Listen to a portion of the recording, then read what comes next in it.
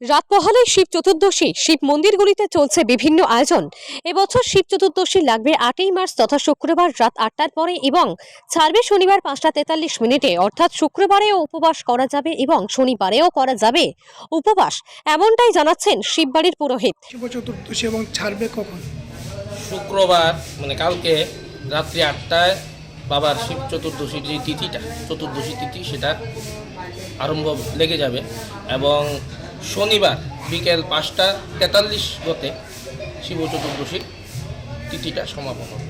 উপবাসটা কবে থাকবে? উপবাস দুই দিনই করতে পারে, শুক্রবারেও করতে পারে রাত্রি 8টার পর থেকে, শনিবারও করা যায়। শিবমন্ত্রী কৃষ্ণমন্ত্রী শিবমন্ত্রীরা আগের দিন করে, কৃষ্ণমন্ত্রীরা পরের দিন করা হয়।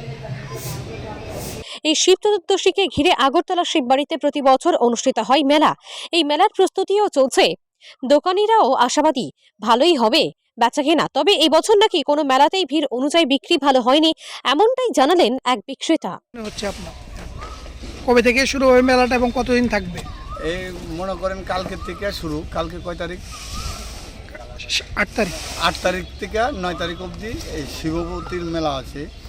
আর প্রত্যেক বছরে আমি এখানে আসি। আচ্ছা 45 বছরে আমি শিবরাত্র মেলাতে শিববাড়িতে মেলা করি। বেচা বিক্রি কীরকম থাকে? বেচা বিক্রি হয়, কিন্তু এই বছরে দেখা গেল আমরা প্রত্যেকটি মেলাতে আমরা 40-45টা মেলা করি বছরে, কিন্তু এই বছরে দেখতে পাচ্ছি মানে লোক হয় কিন্তু বেচা বিক্রিটা একবারেই কম আছে।